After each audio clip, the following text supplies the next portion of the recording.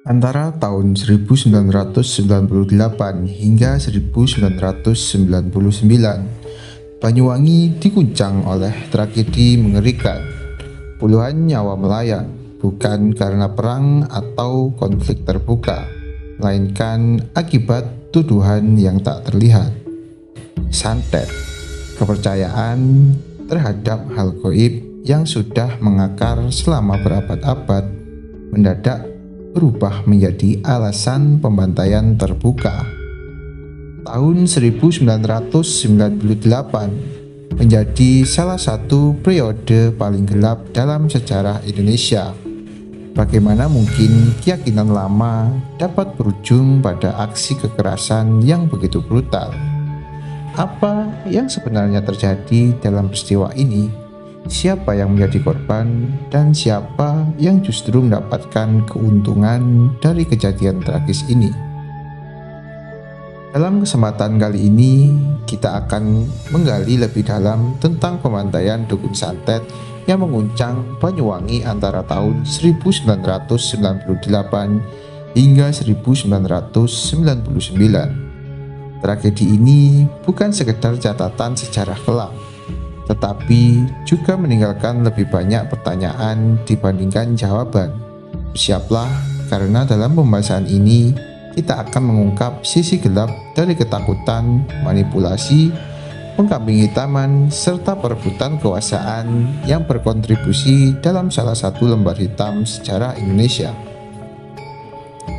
Untuk memahami lebih jauh apa yang terjadi di Banyuwangi selama tragedi ini, kita perlu kembali sejenak ke konteks sosial dan politik Indonesia pada akhir 1990-an.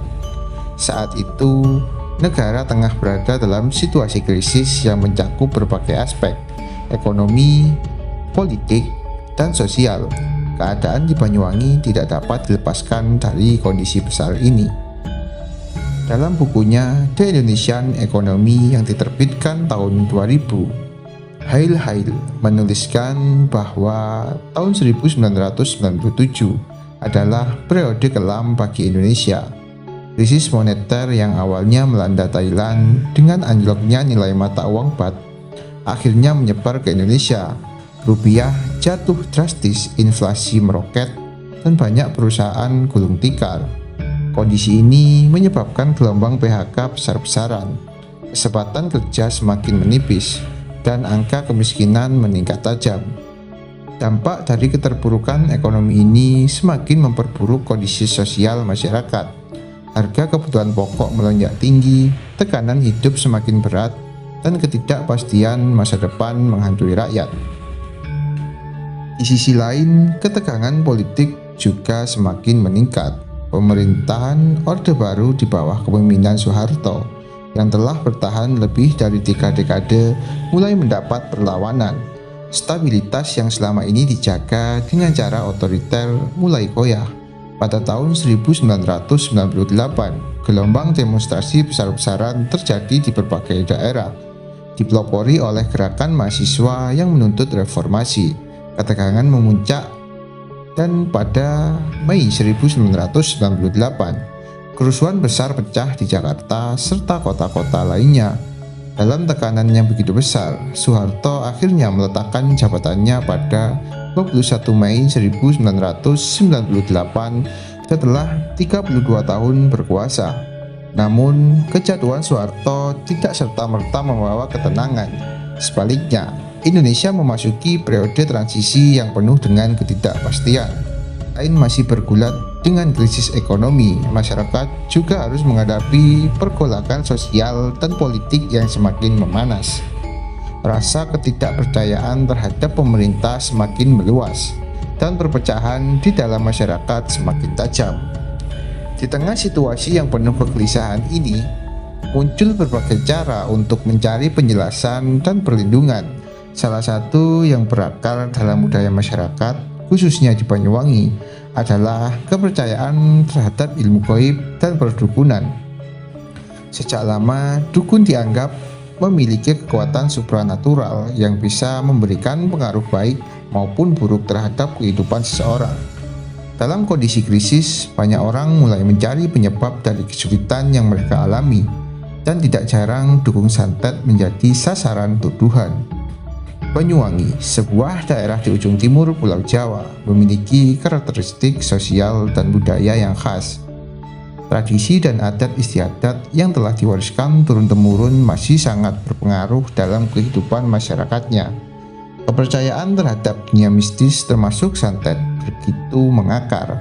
Dalam bukunya Banyuwangi, Sejarah dan Budaya, Irwan Zulkarnain mencatat bahwa meskipun mengalami perkembangan di beberapa bidang, masyarakat Banyuwangi tetap mempertahankan tradisi dan kepercayaan lama.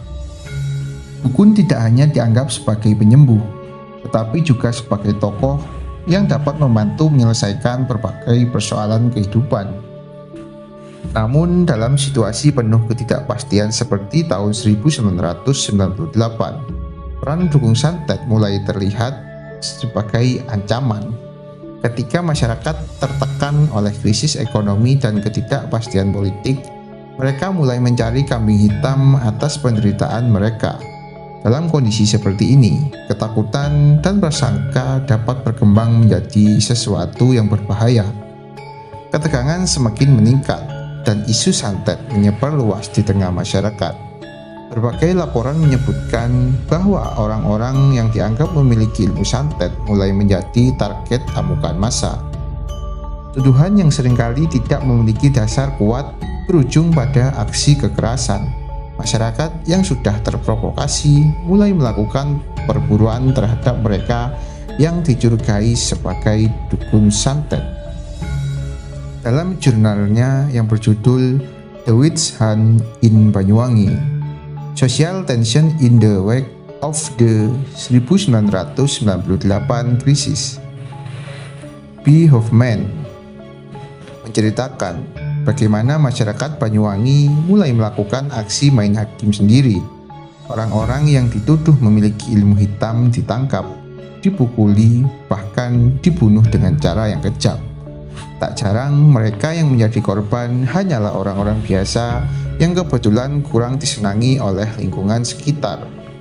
Tommy Aritonang dalam laporannya di majalah Tempo edisi Agustus 1999 mencatat bahwa kekerasan terhadap dukun santet di Banyuwangi tidak hanya sekedar tuduhan semata, tetapi telah berkembang menjadi aksi brutal yang melibatkan penyiksaan, pembakaran hidup-hidup, hingga pembunuhan sadis.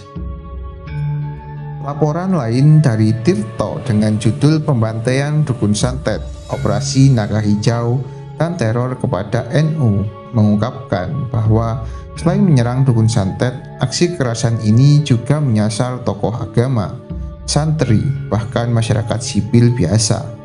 Banyak saksi mata menceritakan bahwa pembantaian ini dilakukan oleh sekelompok orang yang terorganisir yang disebut ninja. Mereka bergerak secara sistematis, mengenakan pakaian hitam, dan menggunakan alat komunikasi modern. Kejadian ini tidak hanya meninggalkan luka mendalam bagi para korban dan keluarga mereka, tetapi juga merusak tatanan sosial di Banyuwangi. Kepercayaan yang dulu menjadi bagian dari budaya kini berubah menjadi sumber ketakutan dan kecurigaan. Yang sebelumnya hidup rukun mulai sering mencurigai. Trauma akibat peristiwa ini bertahan lama dan hingga kini masih menyisakan pertanyaan, siapa dalang di balik tragedi ini?